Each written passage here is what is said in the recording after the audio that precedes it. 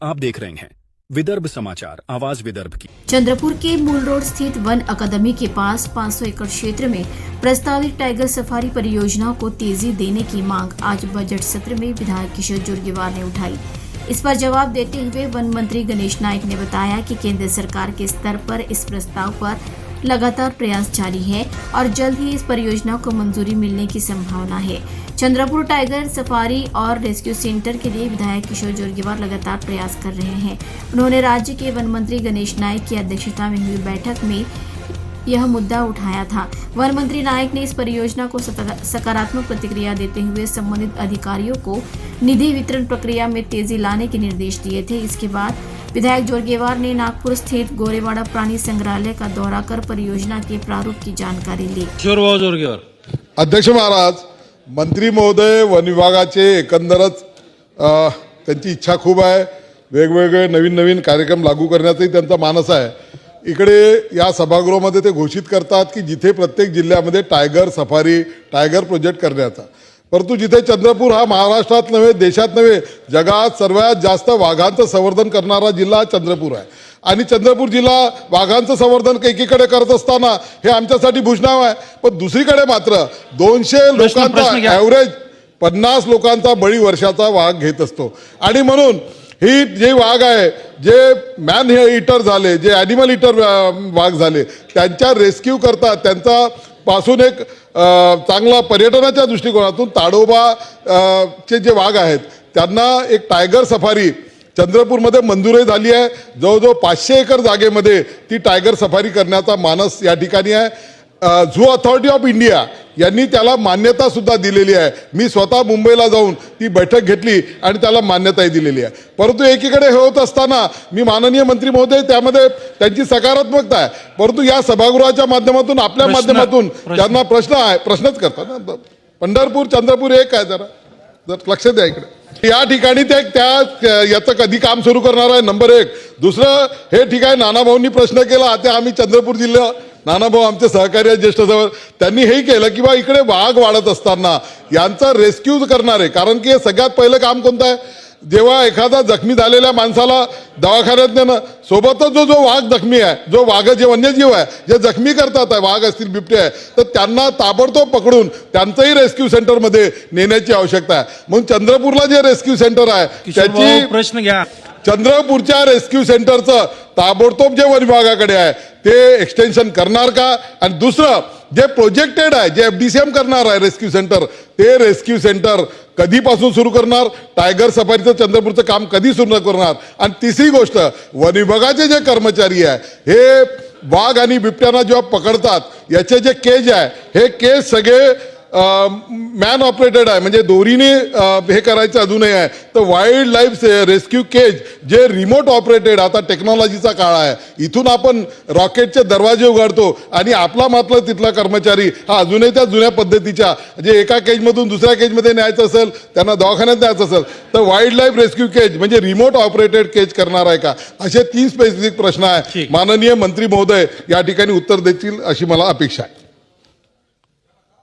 मान्य अध्यक्ष महोदय, सन्मान्य सदस्य किशोर जोरगेवार यांनी या ठिकाणी भूमिका मांडलेली आहे की चंद्रपूर व्याघ्र प्रकल्पाकरता मान्यता मिळणार, केंद्र सरकारकडे तो प्रस्ताव पाठवलाय। मगाशी नानाभाऊंना मी सांगितलं की प्रत्येक जिल्ह्यामध्ये व्याघ्र सफारी करण्याकरता वन्यजीव महाराष्ट्र आणि केंद्र यांची अंतिम मंजुरी मिळाल्यानंतर ते होणार आहेत। परंतु किशोर जोरगेवारांनी त्या ठिकाणी नमूद केल्याप्रमाणे चंद्रपूर व्याघ्र सफारी करता प्रस्ताव केंद्राकडे आहे, त्या प्रस्तावाचा पाठपुरावा केला जात आहे, लवकरच त्याला मान्यता मिळेल असा माझा विश्वास आहे। आता त्यांनी सांगितलं की वाघ आणि बिबटे पकडताना जे पिंजरे आहेत ते मॅन ऑपरेटेड आहेत, त्याला थोडीशी एकूण तंत्रज्ञानाची आधुनिकतेची साथ द्यावी। निश्चितपणे त्यांचा जो सांगितलेला मुद्दा सजेशन फॉर ॲक्शन, आणि लवकरात लवकर तशा प्रकारची केज तयार करू आम्ही। ठीक है ठाकरे साहब।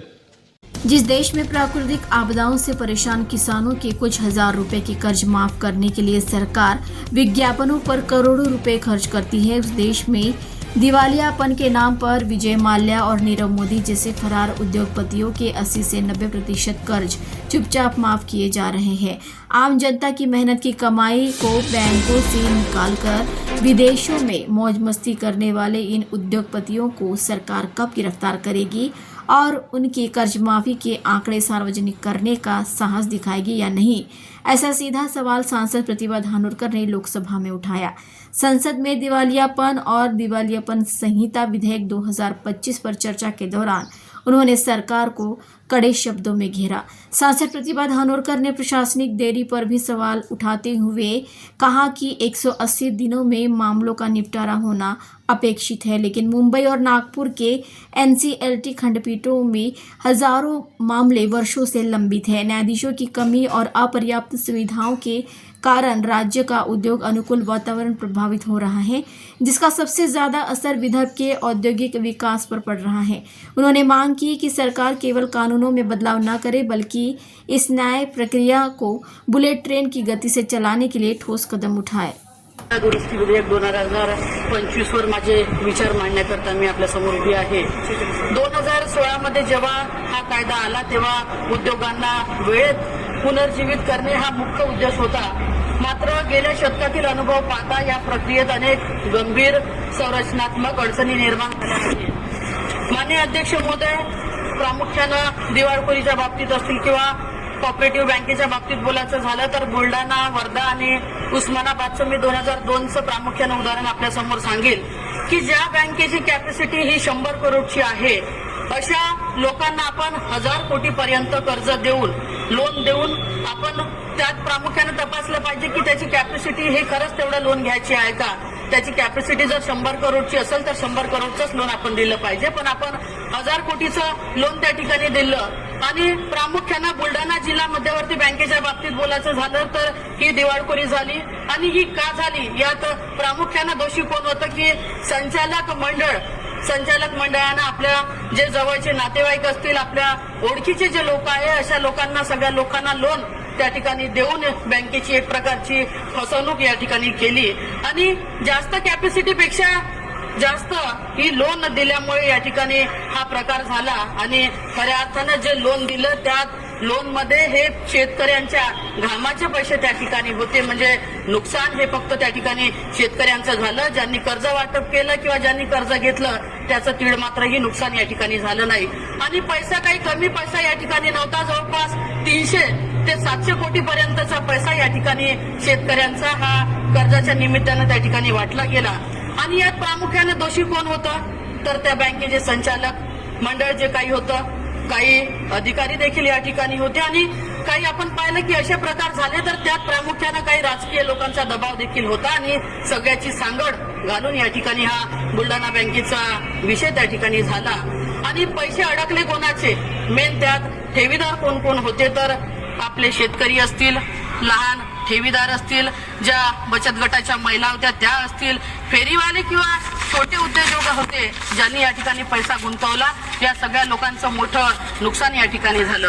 आपण पाहिलं पाहिजे की आपण बँकेमध्ये जेव्हा आपण विमा काढतो, अनेक बँका अशा आहे की 5 लाखापर्यंतचा विमा आहे, ते पैसे आपण बँकेत जमा करतो आणि ते पैसे जमा केल्यानंतर असे विम्याच्या नावावर घेतलेले हजारो कोटी रुपये हे बँकेमध्ये जमा आहे, पण जमा असलेली रक्कम जी बँकेत जमा आहे ते सरकारकडून कुठंतरी त्याचा परतावा हा झाला पाहिजे। शेतकऱ्यांना जर का खरंच त्याची गरज असेल तर ते पैसे आपण त्या ठिकाणी वितरित केले पाहिजे।